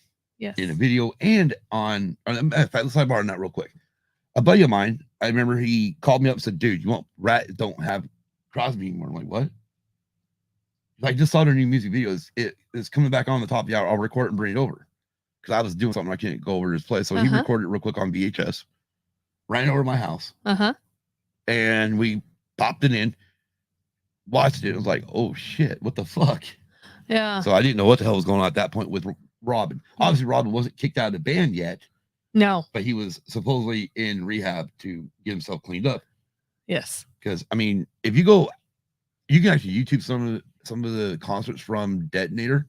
And especially if you find some of the Japanese ones. Damn. That bad, huh? Robin's playing is fucking way off. Oh, that bad. Oh, yeah, he was too thrown out. Yeah. Anyways, my number 9 is, and by the way, you'll see a trend to my numbering here in a minute. My number 9 is Shame, Shame, Shame. That is off the album Detonator. Yes. What's your number 9, Kim? My number 9 is Don't Bite the Hand That Feeds. Oh, actually, hold on, before and the reason why I have a multiple reason why, but shame, shame, shame. You should known better than to cheat on me. Yes, that kind of has. That don't mean nothing to you, but I know what that. I know. Anyways, no, I actually like that song. I think it sounds fucking cool. Anyways, go ahead. Number 8, Kim. City. Or did you give them? You got number 9 first, right? Yeah, I got number 9. What is it? Don't bite the hand that feeds. Yeah, quit biting my damn hand. Remember that. I'm joking. Number 8. What's your number 8? City. City. What the fuck album was that off of? That one. Reach for the Sky. Yeah, Reach for the Sky. My bad. All right, my number 8 is Giving Yourself Away. This is also off Detonator. I just like that song. Detonator is actually one of the albums that I have a hard time really choosing a song. I can definitely listen to the album a lot. Oh yeah, no, but I played it a lot when it came out at the time too. So, my number 7 is I Want a Woman. I want a woman, not some little girl that has to grow up in daddy's big world. And my number 7's Bodytalk.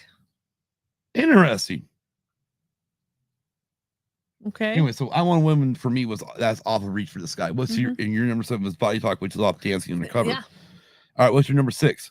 My number 6 was Slip of the Lip. Slip, slip, slip of the lip. I like the way you move your hips. Well, my number 6, Kim, is Body Talk. That's why I thought that was interesting. Yeah. And of course, Slip of the Lip is also off Dancing Undercover, which Body Talk is off that. But my number 5, and actually my number 5 goes into my number 4.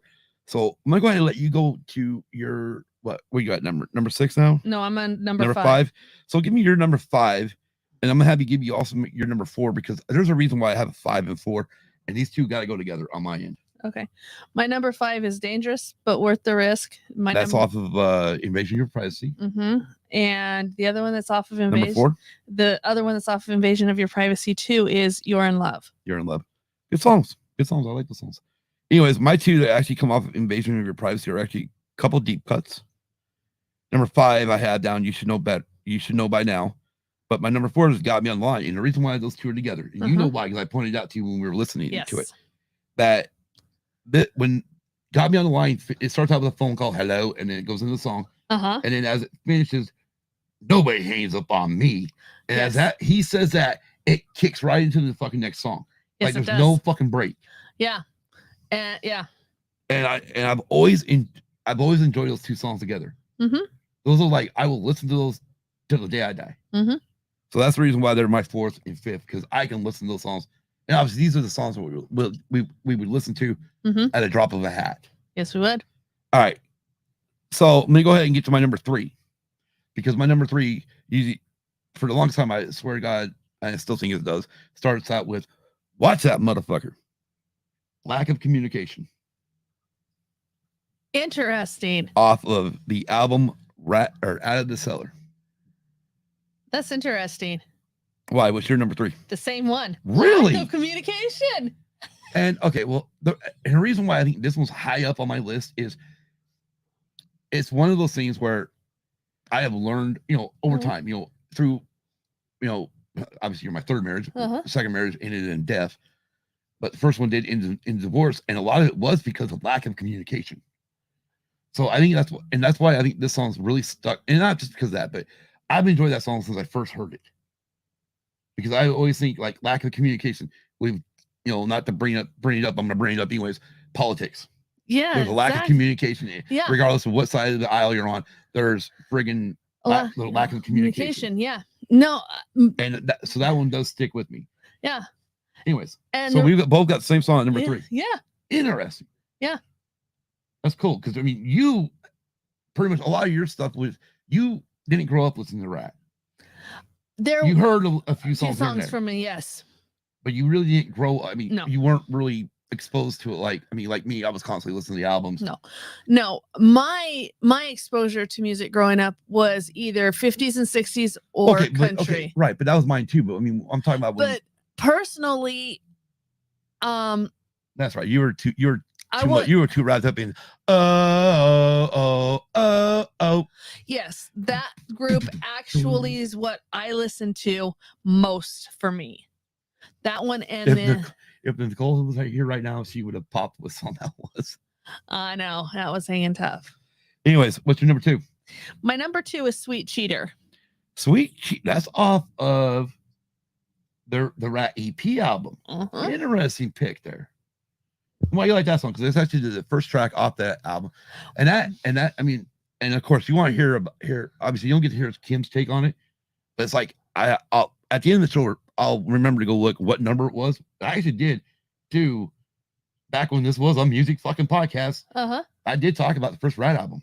Yes, I know you did. The RATT EP album. I know you did. I listened to it. Great, thanks. And it was good. No, that was actually. She's fucking biased. That was actually this. I had remembered hearing when you did that RATT EP. Mm-hmm. I had remember hearing about it, and then just the music, just the upbeat music that kind of had that, I don't know how to put it. Like you could picture the song in your head. Right. That's the reason why I liked it. Okay. It was a story song. You could put yourself in that situation if you had to. Holy shit. You want to know what episode number it was? What? Episode 10. Released September 2nd, 2018. Yeah, long before I even got on. Well, yeah, but you came on like episode 5. Mount St. Helens. Anyways, yeah. I'm sidebar now. But yes, go check out if you want to hear all about the way I used to break down the music on these things. Check out episode number 10 of Use and Abuse, and you'll definitely hear a complete different thing. Anyways, well, we at my number 2, right? Mm-hmm. My number 2 is also off of Out of the Cellar. It's the very last track on the album. It'll be on side 2, and it's called Scene of the Crime. That's a good one. You were caught at the scene of the cold hard bitch. Oh, fuck. How's the lyric go out? Damn it. I can't remember. Oh, that pisses me off. I had it ready. I was ready to do it, and then all of a sudden I fucked it up. God damn it. I hate when that happens. I know. It sucks. Cold-blooded bitch going out on me. All right, here we go. Scene of crime.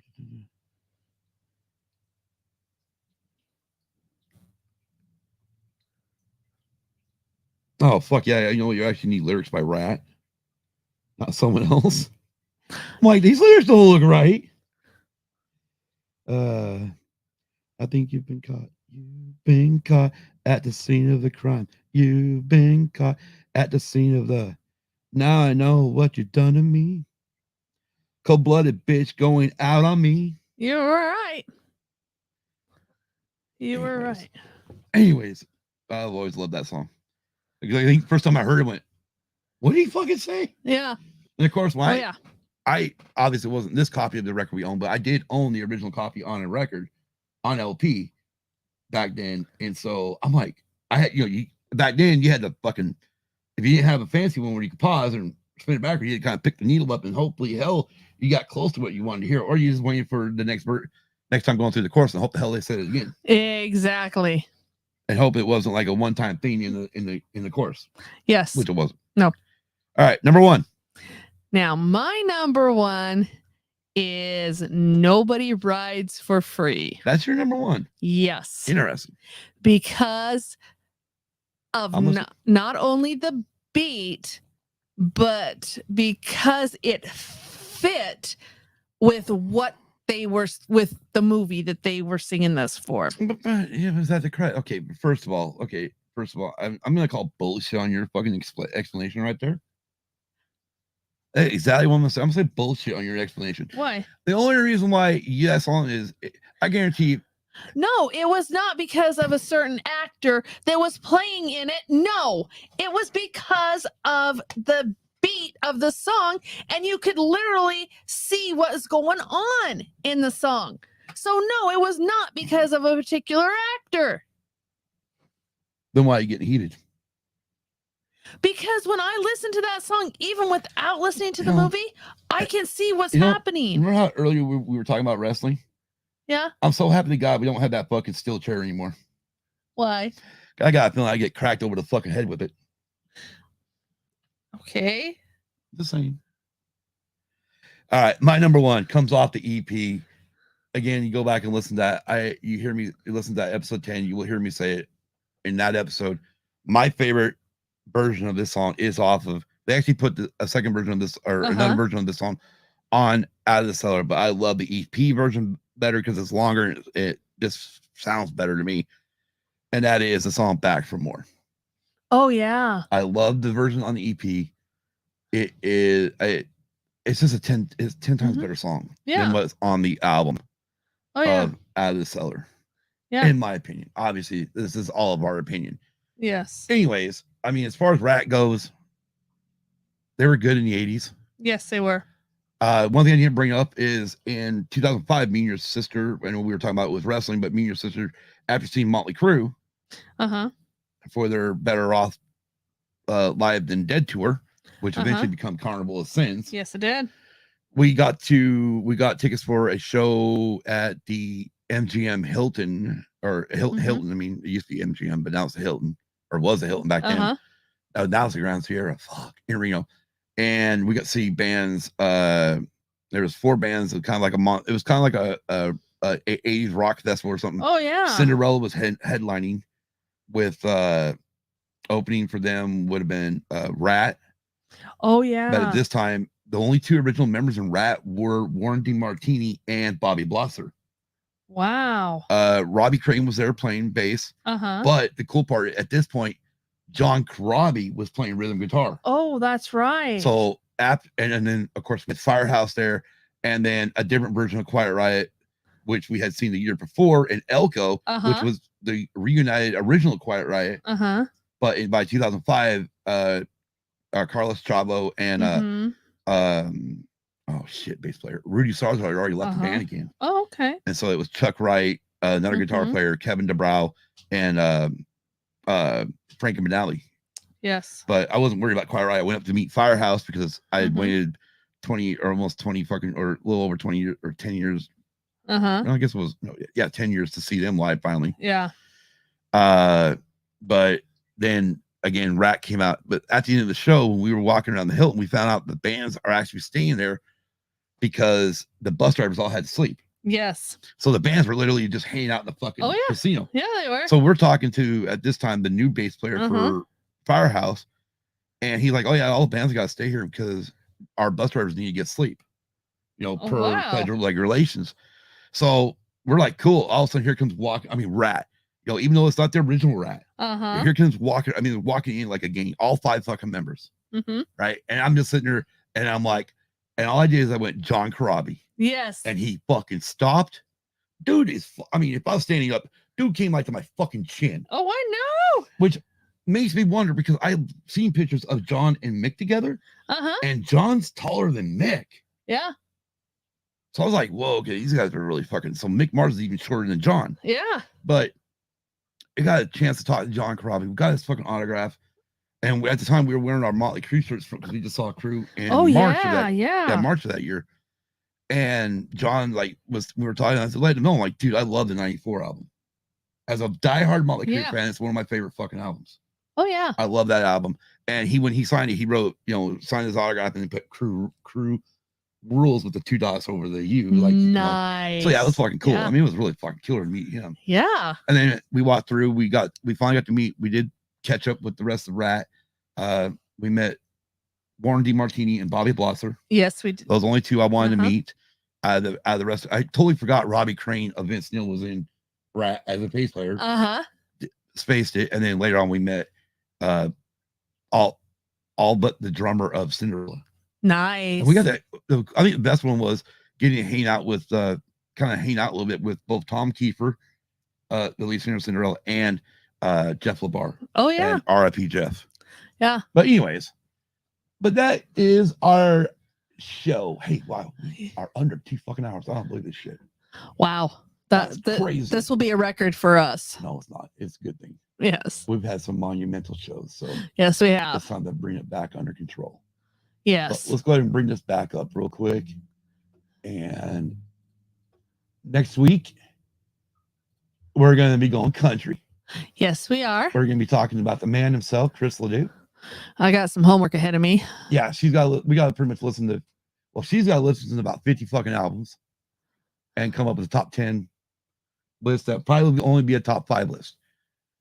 We're going to have Colby on, so it's going to be a little bit different than how we did it tonight. We will discuss a little bit about his career, his early days and whatnot, how he, like his original albums, how he came up with them, or how he recorded them and whatnot and sold them while he was a cowboy, rodeo.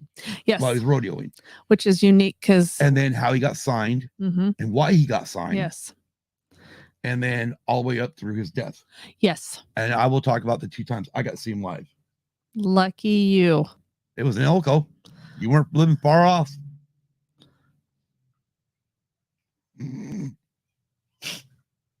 What? The cool part is us adults left the kids at home. Yes, I know. I'm waiting for how rude in the fucking chat. Oh. It wasn't I didn't care if the kids went or not, but it was anyways. But yeah, we're gonna talk Chris Ledoux next week with Colby. Then on, like Kim, we mentioned at the beginning of the show, coming on March 15th. You know what? I've got all this shit down here somewhere else too. Like in banners, I think I have it right here. Yeah, next week. Yeah, there's the next week one. Next week. Anyways, March 15th, we're going to be doing Meatloaf with journalist Shinobi Chantal. Yes. The Scuttlebutt podcast. Also, of Alan Place Studios, who are happen at this moment are currently on a hiatus. Yes. But we love you, Alan. We still miss you, brother. Yes. And so we're gonna have Chantal on next week, and we're gonna talk Meatloaf.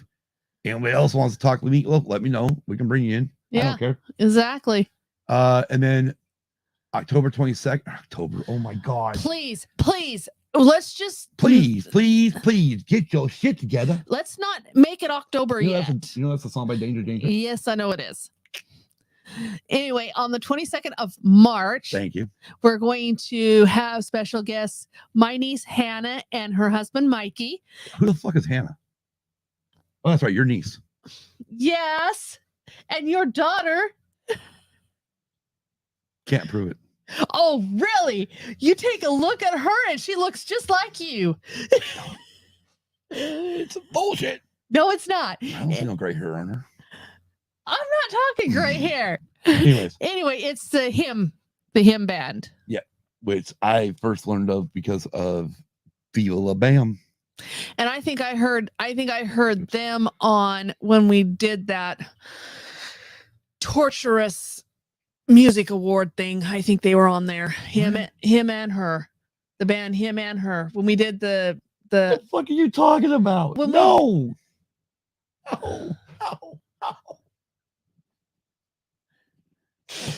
When we watched the American Music Awards that one year? Yes. No. You cannot say it was torture. See? Told you. Ha ha. Yeah, or you told me I should say. Anyways, yes, we're gonna do Him No, it's not. You're thinking about the herd better. No. I thought that. No, him was not. You're getting everything mixed up. No. Okay. But him was not on the American Music Awards. Okay. Not in whoever you fucking year. It was this last couple years ago we did it. Okay. They were not, believe me, they were not on there. Okay. Anyways. But yeah, we're gonna have Mikey Han on. We're gonna talk about him. Yes, we are. Which again, I first learned of him because of Viva La Bam. Bam Margera. Yeah. Viva La Bam. Okay. You ever see it? No. The fuck? No. Really? No, I have not. Did you ever see Jackass? Bits and pieces of it. You weren't watching Viva La Bam when we were... No. Okay. That's all right, cool. All right, well, then on March 29th, we are going to do one more country with Reba McEntire with Hannah. Pretty much the fourth or fifth queen of country. Yes. I mean, first queen is fucking Patsy. Then second queen's Loretta Lynn. Okay, maybe it's the other way around then. Maybe Loretta's fucking the first queen. I don't know. All I know is when you got Loretta Lynn, Patsy Cline, Reba McEntire. Okay, anyways. So the cool part is March Music Madness is going to become a thing every year. Yes, it is. But that doesn't mean, because I mean, again, we're going to do another one of these styles in August. We are. And I'm going to throw it out to our Patreons. Okay. When I'll make a poll here. And we can have, the patrons can make a vote. Yes. On if they want us to do one, if want us to do 2 a year. Or 1 a year. Or do you want us to do one more, like 3 a year? Yeah. I mean, there's 4 quarters in a year. 1 a quarter. And that's doing 4. I don't want to do 4. Okay, then do 3 of the 4 quarters. There you go. Do 75 cents a civ $1.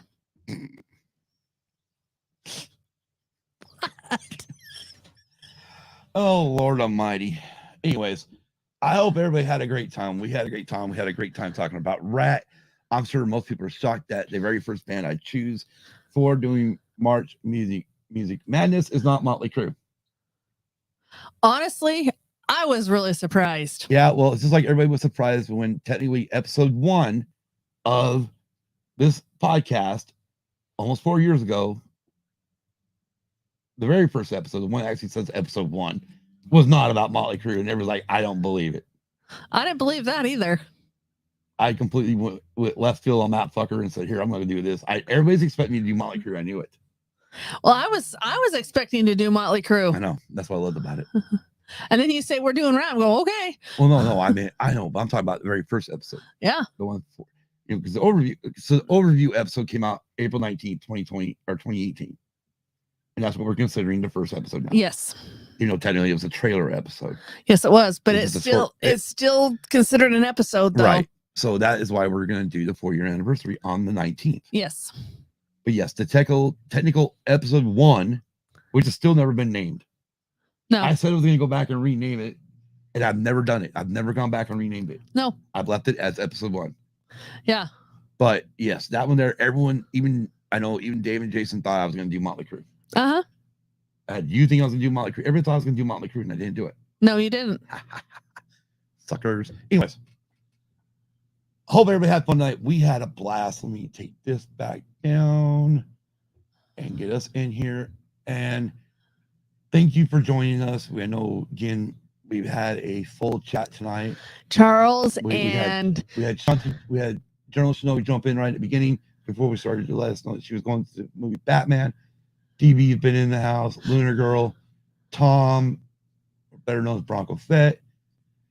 Hannah. Oh, look, she came in. I didn't realize she came in. Yeah, she came in under her. Yeah.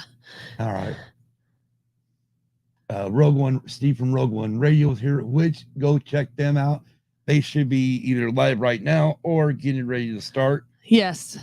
They should be getting ready to start because they follow us. Rogue One Radio usually follows us. Well, no, they use you an hour after we, so they should be going right now. Yeah. They should already be going. Yeah, they should already be going. Go over to their YouTube channel and check Rogue One Radio out. They've got a good. They are worth a listen too. Fucking Christian Fandom Geek is also live. Okay, so Holy crap! Yeah, go right on. Go. We got a couple Red Flag brethren out live right now. Yeah, go visit their YouTube channels. Anyways, Hannah, we said that. Tom, Hector, Charles jumped in.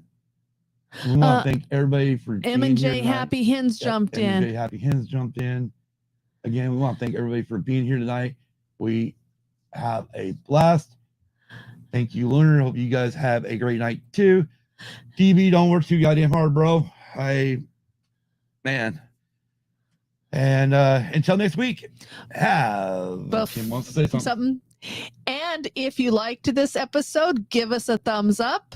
Should be doing that shit at the beginning. And go and hit the subscribe button and leave us a comment. Hey, if anybody wants to push out fucking reviews, do it. Yeah. I forget to say it in the beginning of the show. Yeah, reviews. If you got a comment on our video. For some reason, we got like 4. They didn't leave a review, but we got 4 or 5 fucking 1 stars. Yeah. Oh, okay. Yep. So, oh well. Anyway, so just have a great night, guys. And have a great week and a great weekend. Be kind, everyone. Peace. Good night, everybody. Good night.